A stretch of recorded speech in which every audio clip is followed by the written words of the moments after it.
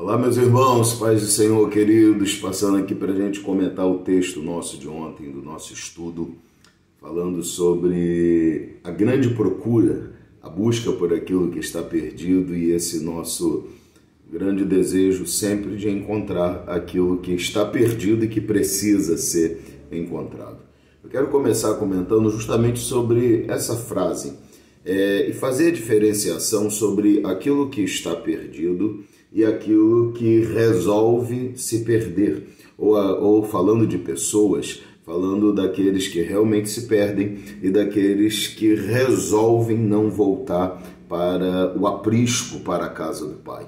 Essa diferenciação precisa ser feita porque ela vai se tornar muito clara lá na frente quando você vai encontrar Jesus, por exemplo, falando do filho pródigo, e esse é o nosso texto de amanhã, então não vou adiantar nada. Mas o fato é que a comparação da ovelha perdida, ela começa justamente pelo fato de que os fariseus acreditavam que Jesus não devesse andar com pecadores, se preocupar com pecadores, atender a pecadores, ir atrás de pecadores. Na cultura, na mente religiosa deles, a função do Messias ou a função de qualquer profeta, de qualquer pregador da palavra, de qualquer pessoa que use o nome de Deus para conduzir pessoas por um caminho, deve ser voltada apenas para aqueles que já desejam, que já estão no caminho. É uma tendência de acreditar que pessoas que estão errando não merecem nenhum tipo de apoio, nenhum tipo de ajuda, nenhum tipo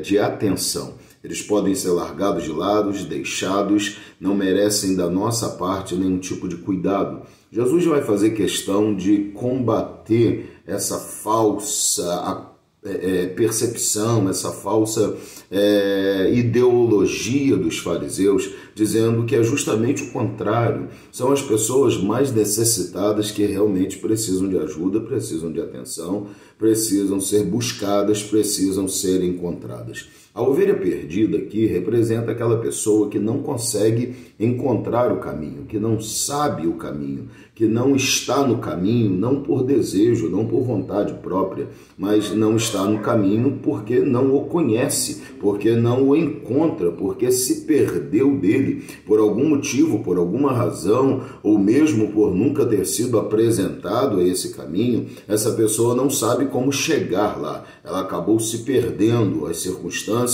do momento, do caminho, da caminhada, da história da vida fizeram com que ela se perdesse ou que ela não soubesse qual o caminho seguir. E para essas pessoas, Jesus fala que é extremamente necessário esse aporte, esse fortalecimento, essa sustentação, esse apoio de quem conhece o caminho para conduzir essas pessoas ao caminho. Durante uma grande parte da nossa caminhada, a gente usa esse tipo de versículo como um apoio para as nossas atitudes de abandono do caminho, como se todas as outras pessoas fossem responsáveis por nos procurar e nos trazer de volta. Vou dar um exemplo a vocês. Por exemplo, existem aquelas pessoas que culpam a igreja como um todo pelo seu afastamento e dizem: a igreja não me procura. A igreja sim deve procurar, e eu quero aqui quebrar todo o paradigma. Mesmo que a pessoa faça isso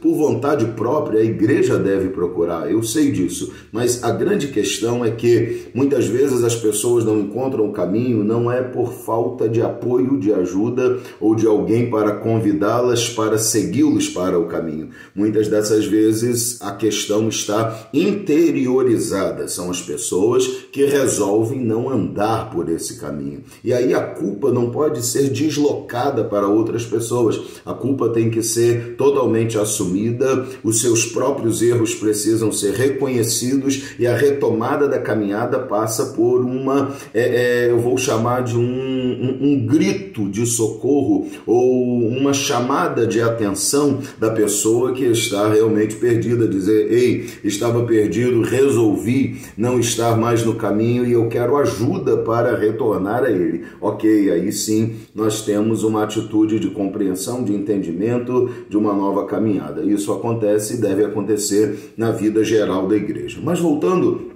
Aqui a parte do texto de Lucas 15, versículo 1 até o versículo 7, onde Jesus está explicando isso. A grande questão embutida nesses versículos aqui é o fato de que a igreja não pode desprezar pessoas, a igreja não pode abandonar pessoas, a igreja não pode considerar uma alma como menos importante do que o coletivo. O tratamento espiritual é pessoal, o tratamento da igreja é com pessoas. A nossa vida deve ser baseada em um relacionamento pessoal. Uma alma vale mais do que o mundo inteiro, e não importa quem é esta alma, não importa quem é esta ovelha, não é uma questão de importância qual a condição, seja ela social ou qualquer financeira ou qualquer uma outra. Cada alma é importante, cada pessoa é importante, cada pessoa tem o seu devido valor, e esse valor precisa ser embutido nesta hora em que as pessoas estão sem conhecer ou entender o caminho, e nós temos a oportunidade de mostrar a elas.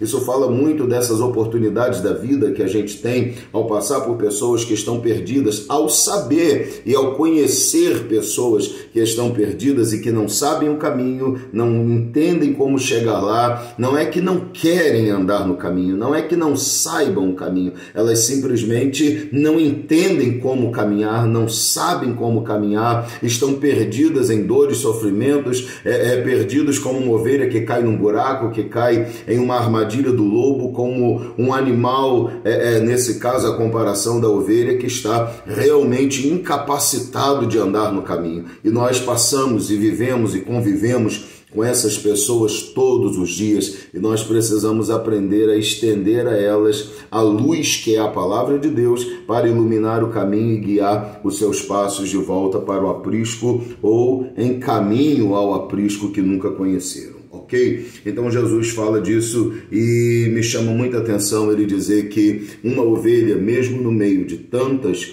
que possam estar dentro das nossas igrejas, que possam estar salvas, mas se ainda houver uma para ser encontrada, isso gera alegria, festa no céu, e deve gerar alegria em nós também. Eu acho que isso é um grito de alerta para todo o povo de Deus, que a gente não pode estar conformado com uma igreja cheia, a gente não pode estar conformado com quantidade de pessoas. A quantidade numérica não representa tudo aquilo que tem que nos dar alegria, prazer. A quantidade numérica apenas representa um trabalho que já foi realizado, ou às vezes nem isso, às vezes representa apenas um inchaço, mas o mais importante é que, ainda que estejamos trabalhando e ainda que tenhamos bons resultados, se olharmos para fora, temos muitas almas ainda para serem ganhas, ovelhas feridas, e é nosso papel ir em busca dessas ovelhas, tá bom? Deus abençoe o seu dia. Hoje tem novo desafio e amanhã tem mais um devocional falando do texto desafio de hoje, tá, gente? Deus abençoe vocês. Fiquem na paz, um abraço, Deus abençoe o seu dia e até amanhã em nome de Jesus.